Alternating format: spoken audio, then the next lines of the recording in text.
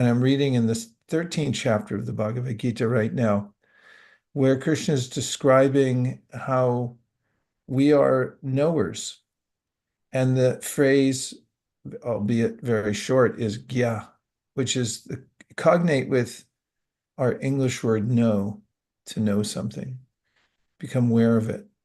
I'm also reading simultaneously a book about the history of knowledge, epistemology. How do we know anything? And there's been quite a wrangling throughout history of various philosophers who have tried to come to terms with how we know we even exist. And there have been myriad philosophies trying to explain the path of knowledge. Bhagavad Gita is very straightforward.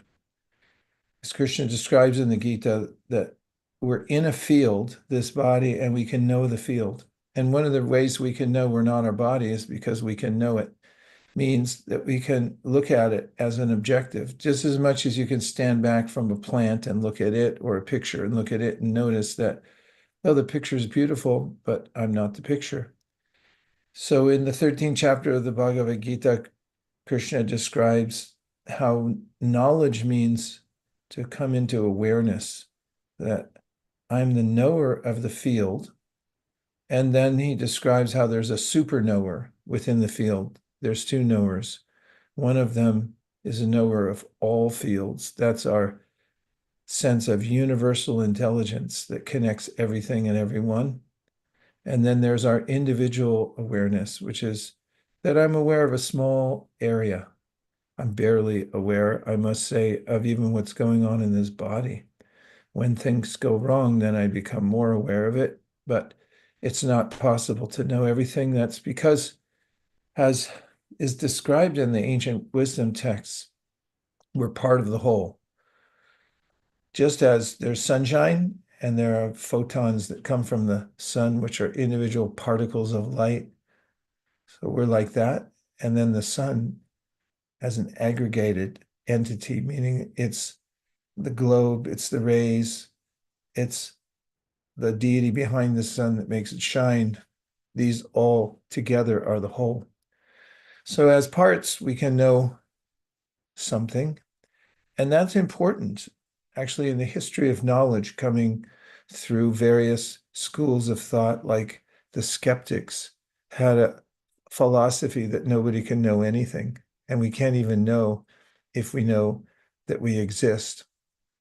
And up to Descartes, who said famously, I mean, the phrase has been around, I think, therefore I am, that his point was, you can become aware that you exist, and therefore you can be sure that you do. And it's not something that you have to speculate about. You can see it directly for yourself.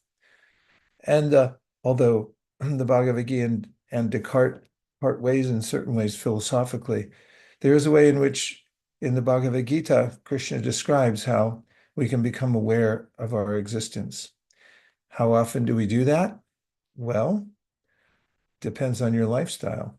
Some people spend most of their life noticing that and living in that context of seeing, I'm not my body, I'm interacting with the world as an observer more than an active participant. In other words, as a friend of mine, colleague likes to say, we are the life within our body, and then we have what's going on around us, which is our life situation. And the two things are different. When we become fully absorbed in our life situation, it's as if we're carried away by watching a movie. If you've ever had that experience, you watch a movie and then you cry and then you're elated. And then at the end of the movie, the light comes on, you say, oh, what just happened? And in a similar way, each lifetime is a movie-like situation for us where we're observing our life situation, but we're different from that. So Spirituality 101 is to be observant of the fact that we exist, and there are ample writings and teachings about how to come more into that awareness, but also about what our relationship is with the complete whole. And that's also something important, because when you go into a new environment, for instance, let's say you're going into, oh, I don't want to say shopping malls. I hate shopping malls. I resist going there, but maybe some park where there are many. Let me put in botanical gardens. I do better there. Botanical gardens typically have many different areas and various kinds of gardens, but when you go in, they give you a pamphlet. At least every botanical garden I've ever gone into, they make you pay, and they should, because it takes a lot to maintain those places. And they give you a little map so you can find your way around, and it shows you the various areas of the garden so you can navigate it and you see where you're starting out from. So it's important to have a concept of who we are, what our existential position is in this world. Where are we? And is there a goal to it all? So, one of the processes in the Srimad Bhagavatam, mentioned by my teacher who wrote a commentary to the Bhagavatam, is to become aware of your own existence. Notice that you exist. So we're going to try that for a minute. That may sound simplistic, but it's profound, actually, and it's recommended. So we have every right to try it out, right? Who can stop us now? We're already in the Zoom room, unless somebody gets a warrant to shut us down from trying to observe our own existence. So first, I'll start with a little bit of background music, hopefully.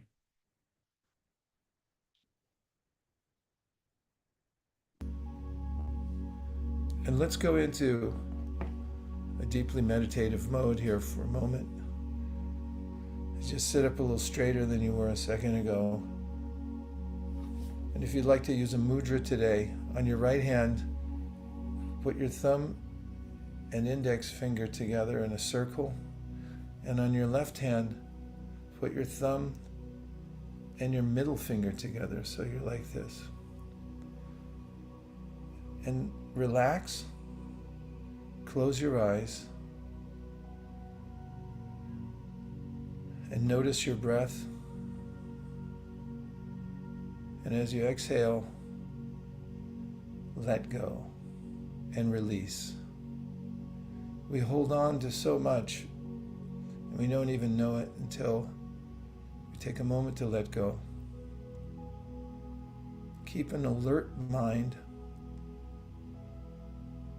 but slough off any of the concerns that you have, and just for now, be in this exact moment with no other obligations. No need to go anywhere, no need to fix anything, no need to talk to anyone. And settle into your breath for a moment. Even out the inhales and the exhales. And come into focus on your breath.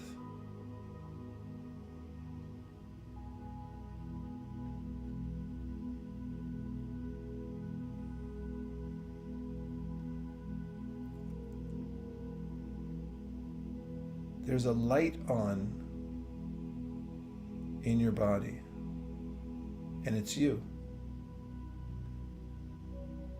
You are consciousness, and consciousness is light.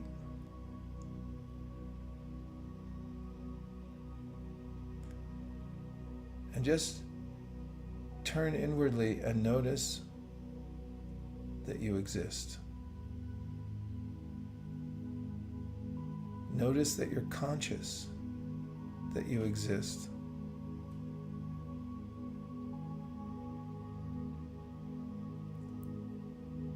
Notice that you have free will to move your attention in any direction you wish. And right now, you're turning it towards your own existence and nowhere else. Let the natural world go on. Let the compost piles compost. Let the ocean waves run.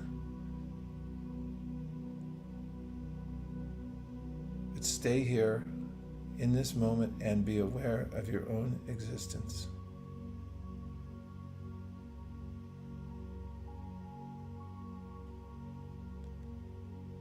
Notice the light of your own consciousness. We say conscious awareness. You're different from a stone. A stone can't do this.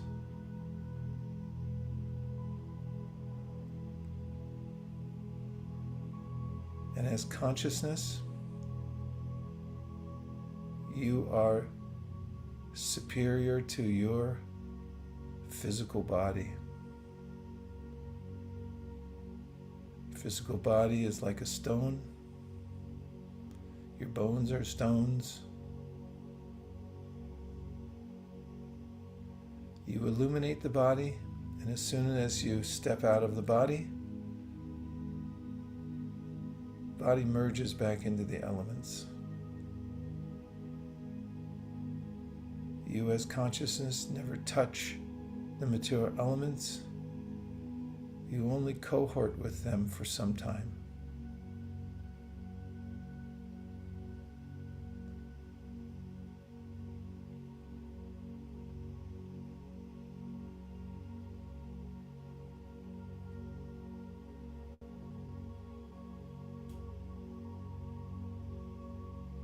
The consciousness that we are is ever present.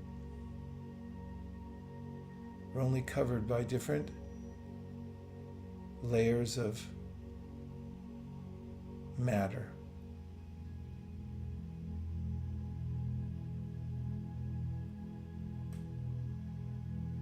And take one more step to realize that your consciousness is part of a greater whole.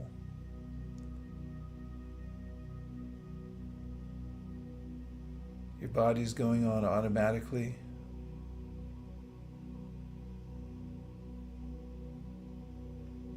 Just like the natural world of which it's a part. And notice that whenever you need it, your intelligence comes to you like a gift.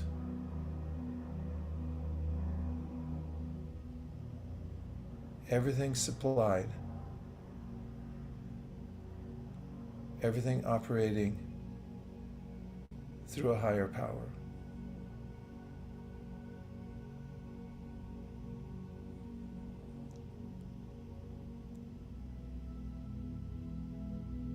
And now, in your mind's eye,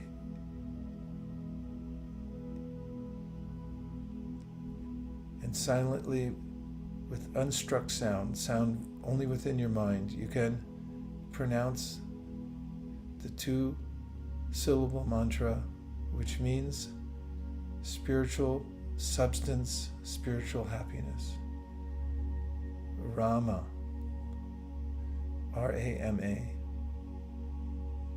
See the mantra and hear it in your consciousness. And try to repeat it 3 times.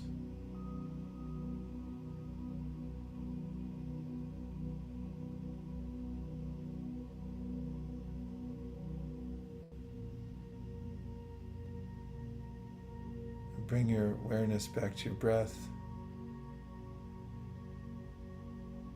You can let go of your mudras and just wiggle your fingers a little bit. Rub your hands together. Come back into the sensation of your external body. We've been in your internal body, the mind.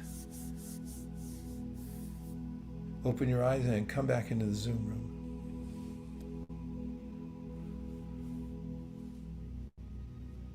Welcome back.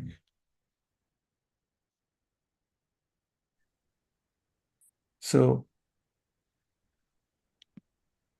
I'd like to talk about a fish because this is one of the comparisons given in the ancient wisdom texts. See a fish walking down the street, you might imagine that want to maybe try to help him out. And to help him out, you'd give him a hat. What else could you give him to help him out? You could give him a bottle of sparkling water. No, let's not go to water yet. You give him a sandwich or a pair of shoes, and he'll be happy, right? Not fish food. Give him an iPhone 16, Bukharavinda said. You can try this experiment, but it's such a satisfying example that I'm about to give. At least it is for me, because you think of a fish when he's outside water, his very delicate skin starts to wither and dry because he's made for the water. And anything on land will not satisfy him. Definitely the hat. I don't even know how he'd fit it on his head. And what to speak of the iPhone. He doesn't have the digits to push the buttons and so forth. But as soon as you put the fish back in water, then there's a sense of satisfaction. In fact, there's ways in which people sometimes make videos. They have a fish. I've seen a fish got grounded, and then somebody helps push it back in water, and everyone says, ah, finally, he's back in his natural environment. So this is the idea of yoga. Yoga means how to get back in our natural environment, how to be back where we're naturally happy.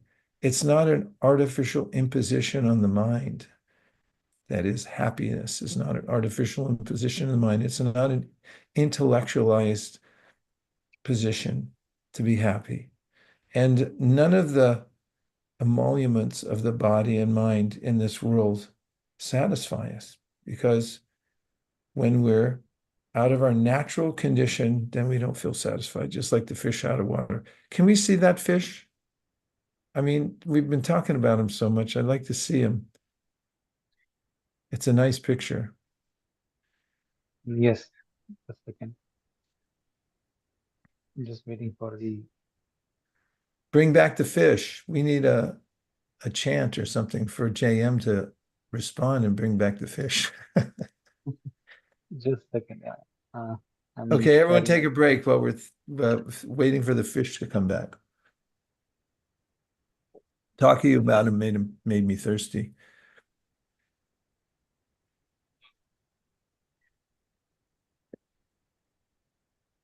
Just the first slide is good. It looks like you're working on the deck while you're talking. Oh, I see. He's got something special for us. You're so tricky, JM. Okay.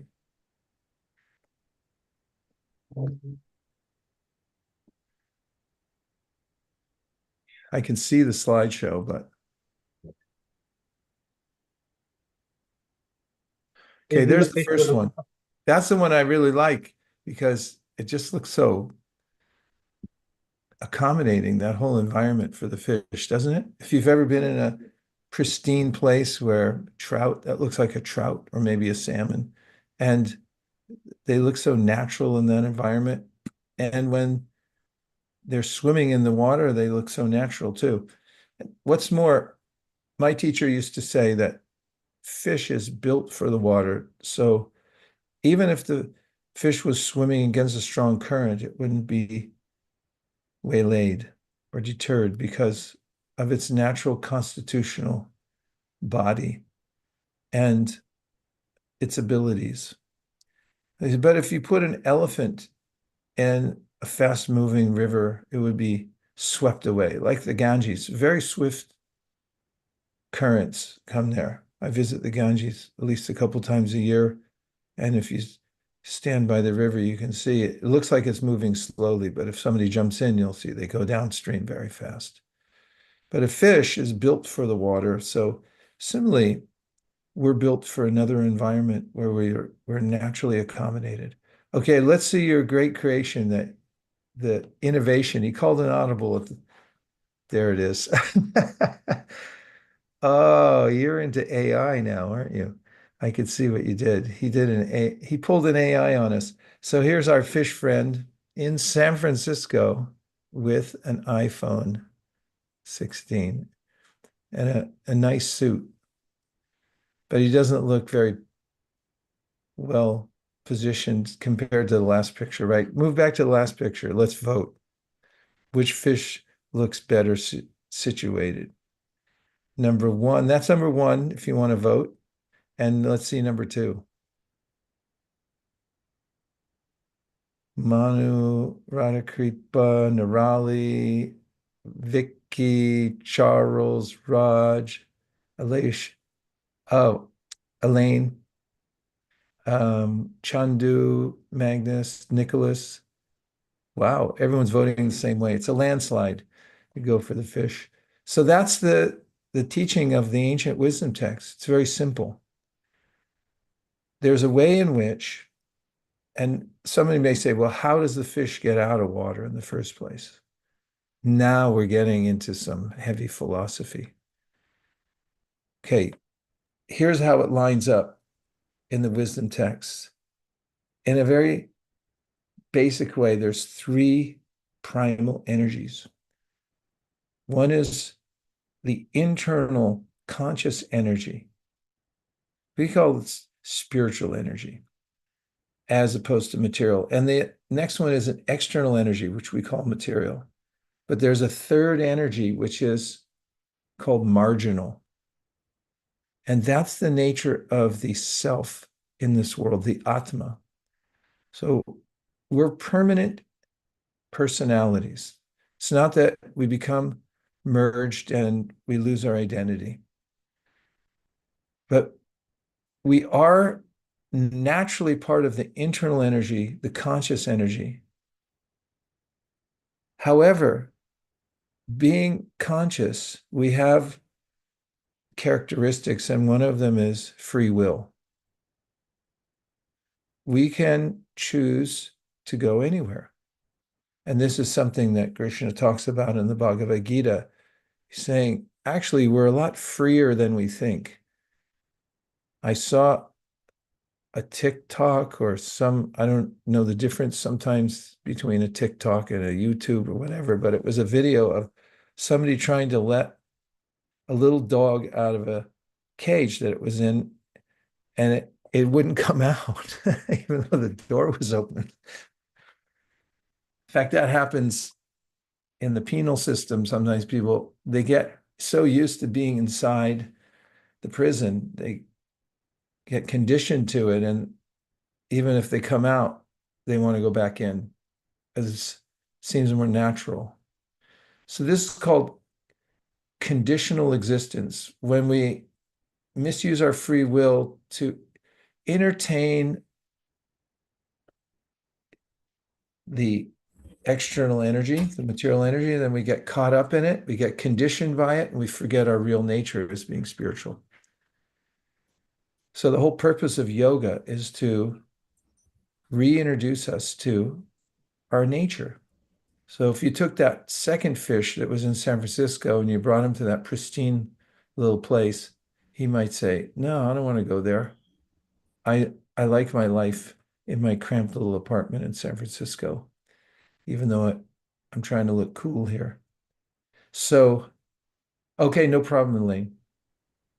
Thanks. I'll try to make the recording worth listening to so you got something good to listen to later. So then yoga just means to reintroduce ourselves to that pristine environment that's much, much better than what we're in.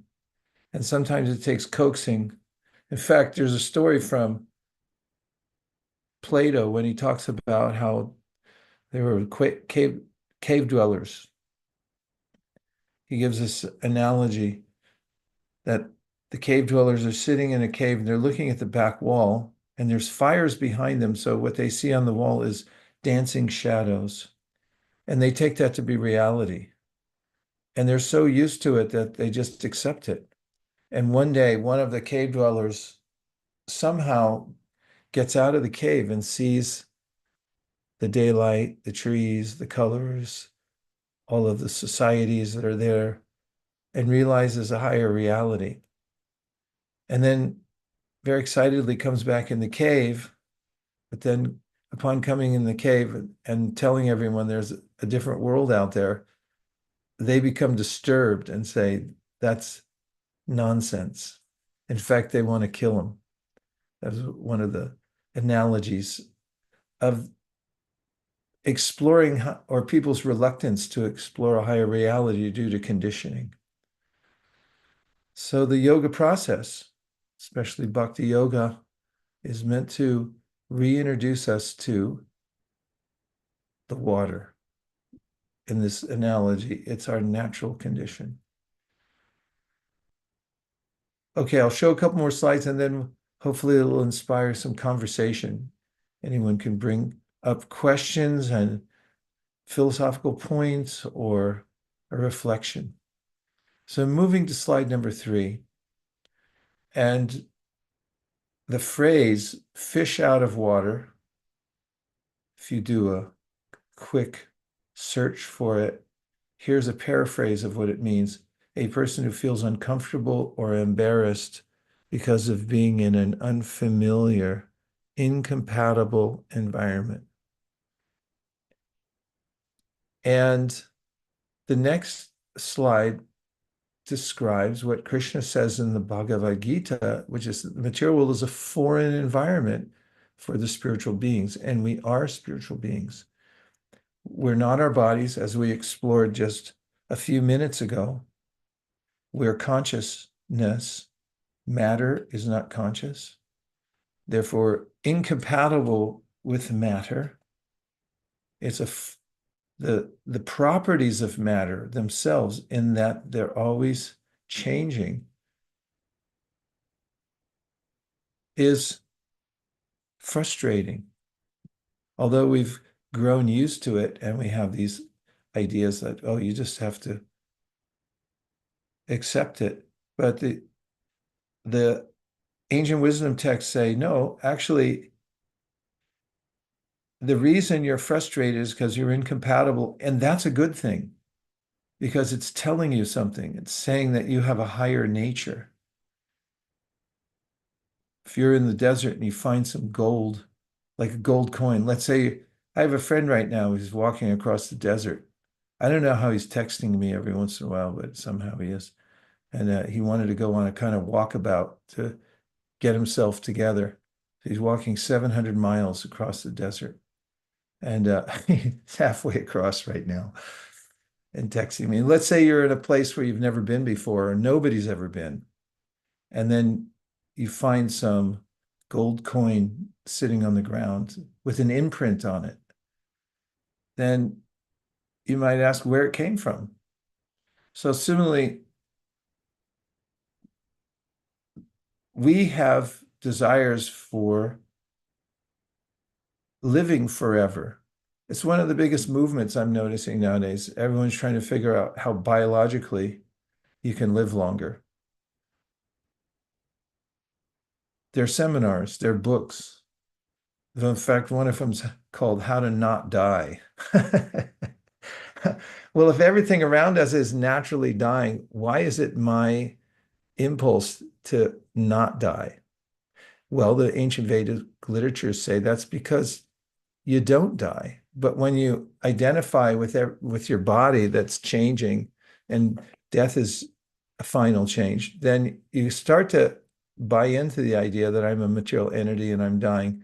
But where does that urge to not die come from, since the whole world seems to be falling off from moment to moment?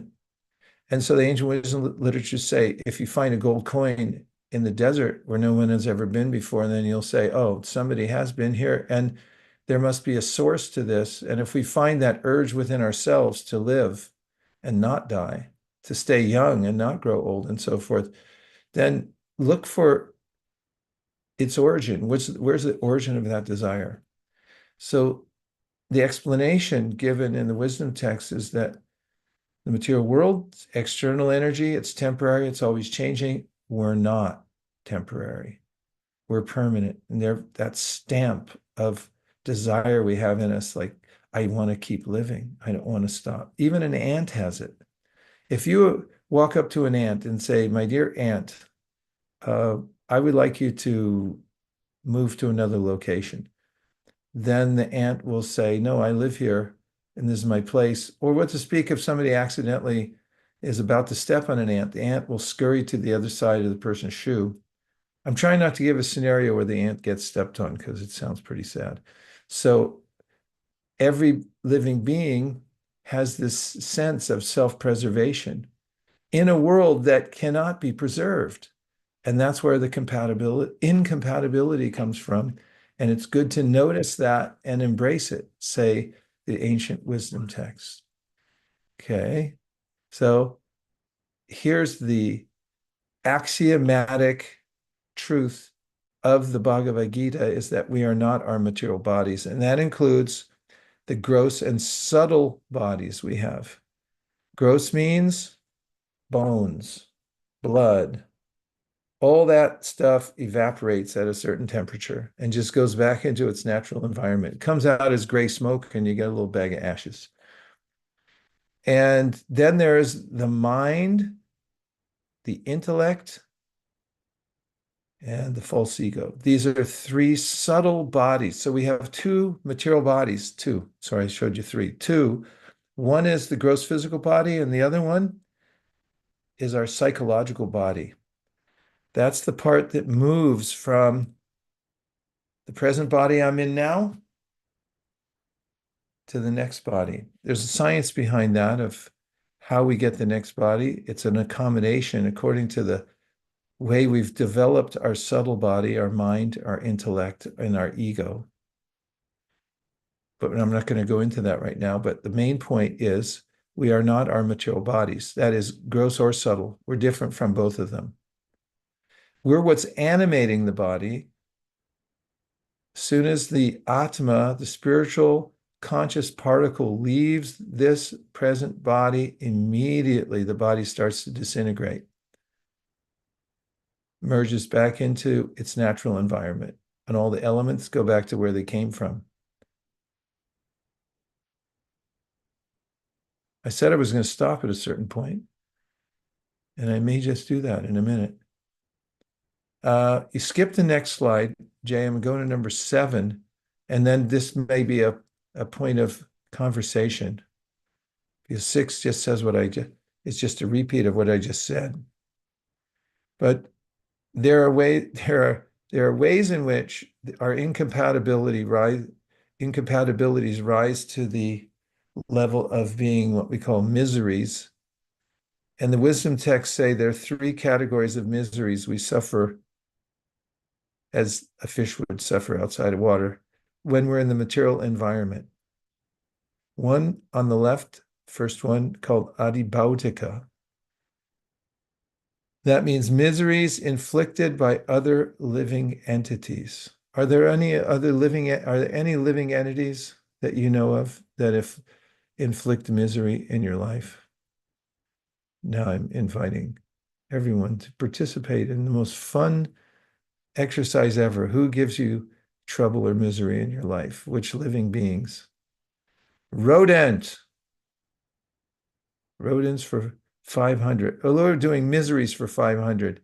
So mosquitoes are the most dangerous of all the little critters on Earth, actually, according to the World Health Organization. More people die from mosquito bites with mosquitoes who have diseases like dengue and malaria than anywhere else. People, relatives, cousins, 52 cousins to harass you from every direction. Anybody else? Yeah, well, we covered a lot. People, bugs, rodents, relatives, microorganisms. Very good, Victoria. Well done, microorganisms.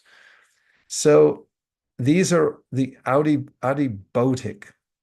Adibotic means miseries inflicted by other living entities. And you may just notice, do a little homework and observe if any other living entities give you misery today, the rest of the day. Okay, ready for misery number 2? We're on miseries for 500. Adhyatmika. Adhyatmika is the middle one. It says miseries inflicted by the body and mind.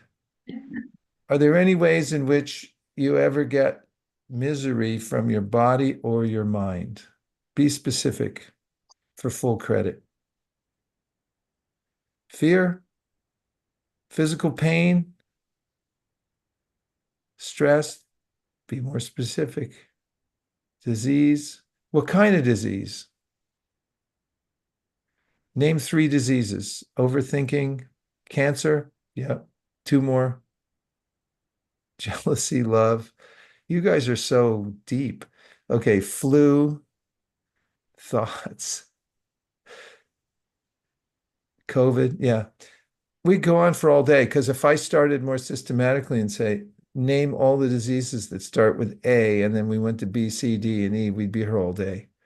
So there are miseries inflicted by the body and mind. Sometimes the body gets an autoimmune, it starts attacking itself. I mean, there's unlimited ways in which the body and the mind, and you gave a lot of the mind's ways of giving us miseries. Ready for number three? It's called adidaivika, miseries caused by nature. According to the Vedic conception, there's actually a well-organized system in the universe, and there are higher powered beings that run the ways of nature as yeah. So nature, let's name three ways nature might give you some kind of misery. Or three events, natural events that might cause you accidents, calamities like heat, earthquakes, acts of God, hurricanes. Yeah, there's something going on in Florida right now. The wind comes up, tsunami, lightning. I've been in two ice storms, major ice storms in my life, once in Dallas, Texas, once in Toronto, Canada. And it was interesting. All the electricity went out for 4 days. We had no heat. X-ray bursts. Wow. Wildfires, rain. We'd be here all day, right? So these are the threefold miseries. And yeah, I said one more slide, but there's one more. A higher quality of life is possible, but not by material arrangement. And this will be a conversational jump off point. A higher quality of life is possible, but not by material arrangement. There is no way, say the Vedas, you're going to ever stop the threefold miseries because that's what happens when we, as conscious beings who are incompatible with the ways of material nature, we're naturally afflicted by all these various causes of misery. So there's no adjustment you can make to the material world that will get you out of those miseries. You want me to prove it? Yes. Okay. Only one person said yes. I need a quorum, otherwise I can't prove it. Come on, Charles. I need a little help over here. Okay. Yes. All right. Have you ever gotten in someone's car on a cold day and you're wearing your jacket because it was cold outside and you get in the car and it's a little warmer than your body's used to? So you're sitting there and it takes a little trouble to take your jacket off because you already put the safety belt on. So at great peril, you take the safety belt off for a minute, somehow jimmy your jacket off and hand it to somebody in the back seat, put your safety belt up back on. And what does the driver do? Turns the heat down. As soon as you take your jacket off, say, "Oh, I'm so sorry, it's so hot," and then turns the heat down, then you get cold. And if you put your jacket back on, person will turn the heat back up again. That's the way we go through this material world. We'll find ways to stave off heat, cold, various kinds of living entities like little germs and so forth that afflict us. They always find a way around it. And there's a way that we can never quite get it the way we want. And there's a fairy tale called The Princess and the Pea. And somehow estranged from her royal family at birth. The royal family wants to find the princess again and puts out an edict that those who would like to apply for the position of princess can come to the palace and prove their identity. So many come because who wouldn't want to be a princess? And they had a scheme to figure out who was the real princess. So they took a dried garbanzo bean, otherwise known as chickpea. You know, when they're dry, they're hard. And the royal hosts put it at the bottom of 7 mattresses. And then when the applicants came, they'd escort them to a royal guest room and say, here, you can sleep here on this beautiful bedstead, which was 7 mattresses, underneath which was a dried chickpea. And in the morning, so they would ask the applicant, so how did you sleep? And in succession, so many of them said, oh, I slept so well, so comfortable and quiet here. Thank you for taking care of me. And they would summarily dismiss each one until one day one came, slept in the room on the mattresses, and then upon being interviewed in the morning, how did you sleep? I couldn't sleep at all. What happened? There was something hard underneath me. And they said, aha, she's the princess, because ostensibly her delicate royal body was sensitive to that tiny little piece. So there's a way in which we're so sensitive as conscious entities. We just cannot abide the constant changing and ruckus of the material world. It just rankles us and disturbs our consciousness constantly. And you can't adjust to it. There's not a time at which you're going to find that one of these threefold miseries. Just do some homework and notice there's never a time when one of the 3 miseries is not present in our life. So the Vedas then say, take a hint. There's a different way of finding solace and rising, and that is you must rise above your identification with the material world. Okay, JM, I've been on a diatribe marathon here today. Let's see if we have some comments, questions, expand the conversation. Yeah, there are a few couple of questions and comments. Um, Questions. The first one is Rajiv. Did you have anything to say? You came off mute. Nope, Okay. I'm good. Thank you. Charles said, for the people problem, can we just ignore those who bring negativity into our lives and only invite in those who bring positivity? Is this recommended? Also, I can be a bit extreme, so how do I not take your response out of context? To which Magnus replies, if you ignore the ones that are negative, aren't you making yourself weaker? Don't we need to learn how to deal with the difficult to become more resilient ourselves? What a nice question. What a great answer. Thank you very much, Charles and Magnus. You didn't set that one up earlier, did you? That's nice, nice. I notice with people, it's complex, our relationship with people, very complex. Because, I mean, there's an old saying, we only hurt the ones we love. And sometimes the most difficult relationships or the most painful ones are the ones that are the closest. Sometimes people who annoy us from an outside position in our lives are easier to neglect than the ones on the inside who we're obligated one way or another to be with, or who we love and hate at the same time. So not so easy. But that's a whole seminar in and of itself, and one that the topic I love to talk about a lot, because I find that the way to a successful life really has to do with our relationships and how we're able to find ways to communicate in such a way that we can have deep relationships with the ones that have similar values, and also we can have respect for the other ones, even if we don't want to be near them. Okay, what else you got there, JM? As she asked, how do we get out of these three miseries? Well, what a great question. That's the answer comes in the next slide, and I'll just show it since the question came up. And you're going to like this slide.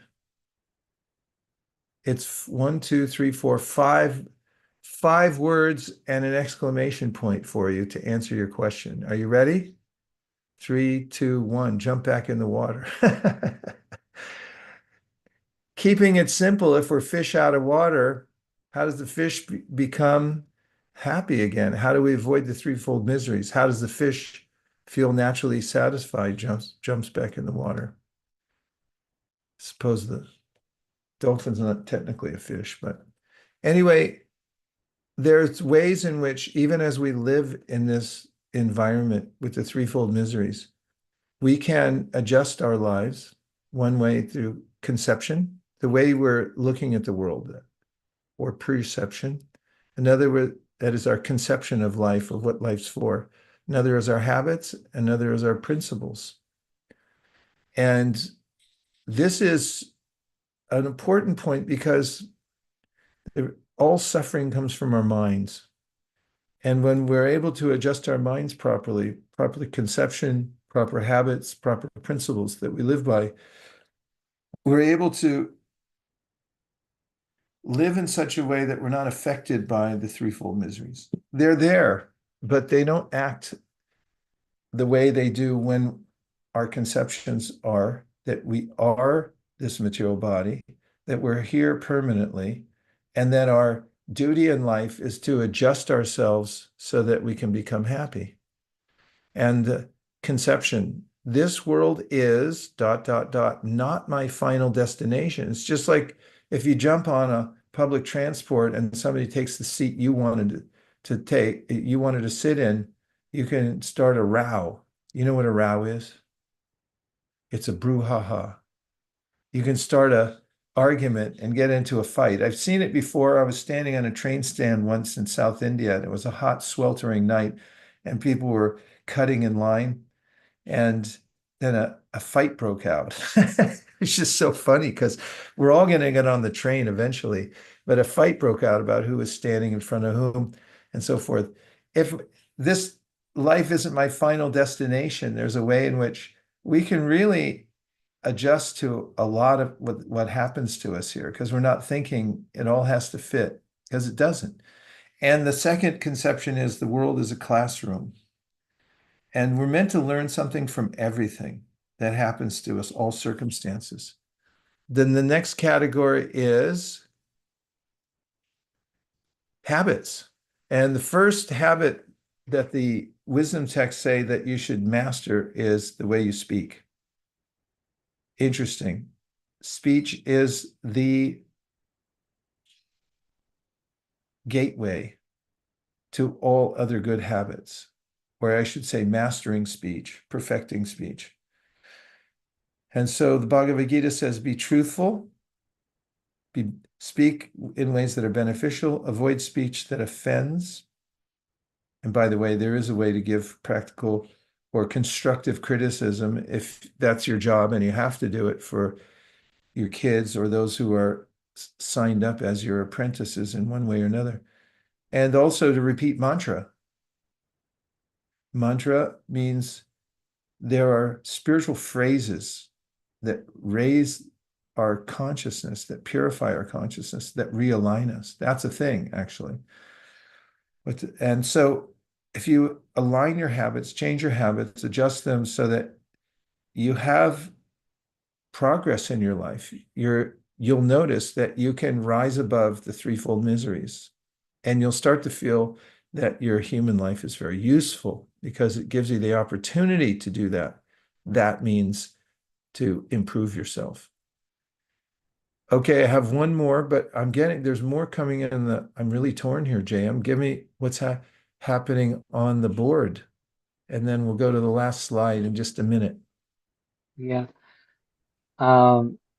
It's Charles says it's the simple things that's deep. All suffering comes from our minds.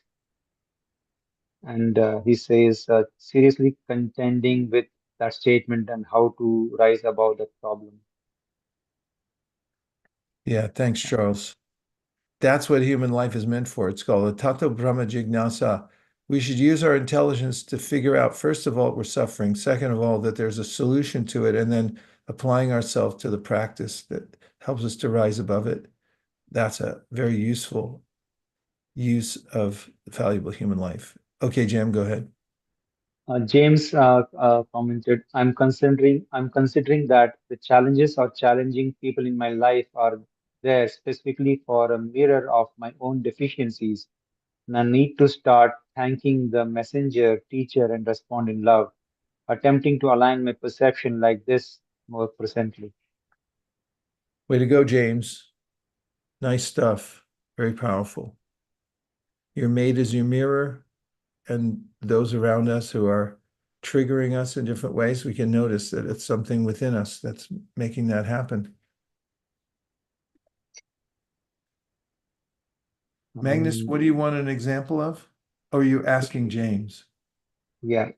And James responded by saying, my children, while I love them immensely, my reactivity to their interruptions, naggings, but seeing it as a desire for closeness and love as opposed to irritation.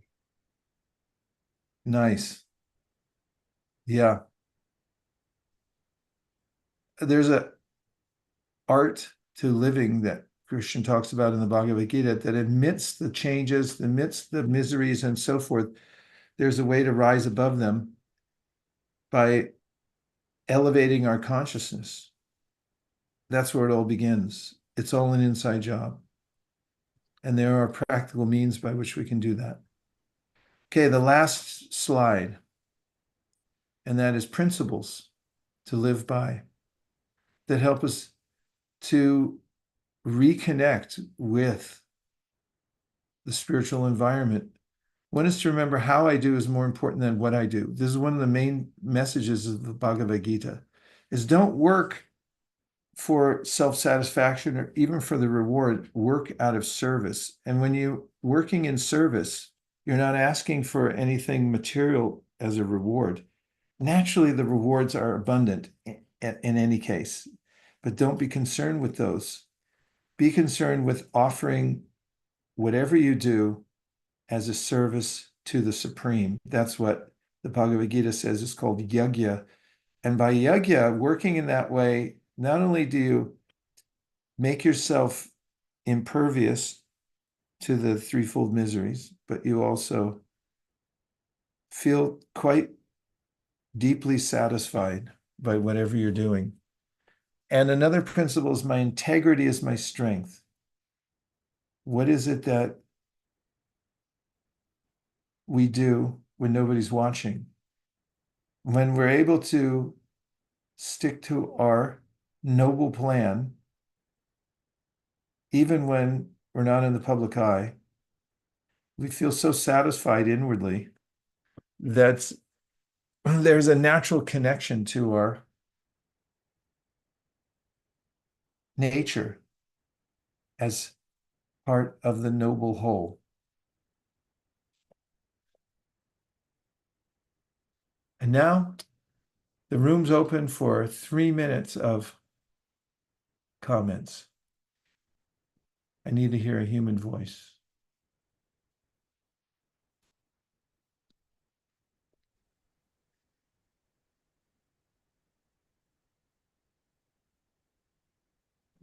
You can unmute and ask your question. Go ahead, Charles. I have a question. Yeah, this is just going back to one of the points that came up earlier, maybe about, being irritated by certain things. What if the message to ourselves is to, learn how to sort of stand up for ourselves and communicate in such a way that can then, get the other person or the other thing to stop causing irritation for you or problems for you, right? Like how should we think about that between, it's like, I think there's kind of a line, there's a point where you sort of need to defend is a strong word, but stick up for yourself, right? To deter It's the future issues. It's the main lesson of the Bhagavad Gita, which you've read, right? And on the cover of the Bhagavad Gita, you see that Arjuna is going into battle. What's he standing up for? Dharma. In the history of the Mahabharata, there were usurpers who were really bad people, and they wanted to violate the code, which is don't steal other people's stuff. And they had usurped the Pandavas' rightful claim to the throne, which they had inherited and their property, and they were righteous. But Duryodhana wanted to take it away. His father, Dhritarashtra, even though he knew it was wrong, he supported his evil son. And they tried to avoid the battle in hundreds and hundreds of ways. And Duryodhana was hell-bent on fighting. Arjuna had trained his whole life as a martial artist, a military person, to support Dharma and to protect the innocent. And in this case, the innocent were being violated. So he had to go to war. And some may say, how spiritual books start off on a battlefield? Well, life is like that, isn't it? And there will be attackers. There will be those who try to take away your God-given freedoms and so forth. So there's a way in which humility doesn't mean to just give up and become limp and give in to bullies. Humility means to follow Dharma, to follow what's right. And someone may say, well, what's right and wrong? Well, that's another subject matter, but there is even in some sense of postmodernism, there is a sense of there are ethics and laws that people should follow. If you lose that, you lose everything. So you have to find out what is your duty in life. Part of it is to stay alive. If somebody comes to kill your body, then it's your duty to protect yourself. And that's not being unhumble. It's actually trying to do your duty to the best of your ability, which is really part of what humility is act for a higher cause and not for your own selfish reasons. JM, it brought us to the 1 o'clock mark. I'm really grateful to everybody who came today. Thank you very much. Good to see you all. It's a beautiful time of year, the autumn. Seasons are changing. It always sneaks up, but so does life in all different ways. And we can just remember that every day we have in this human body, even despite the miseries, it's a great opportunity to advance ourselves to the next level spiritually, even if it's one tiny step at a time. It's consequential. We never lose that progress. And we're all passing through this world for a higher reason. And that's why we're all here. And that reminds me of my friends, JM, high in the Himalayas, the yogis who go into caves. I couldn't live in a cave, but they like it. And they do come out for the sunshine and also to gather some fruits and roots. And when they see their colleagues high on the mountain peaks, they feel joyful. And to express their appreciation for their colleagues' practice and dedication, they have this way of encouraging one another by raising their hands high in the air, and they call out this phrase, Hari Bol, which means, yeah, keep at it, keep the vibration going. I feel like we should do that since we're kind of like yogis in little cave-like Zoom rooms. Shall we try it? I'm doing it. Haribol! Haribol. Haribol! Haribo. Thanks, everybody. See you soon. Have a great weekend.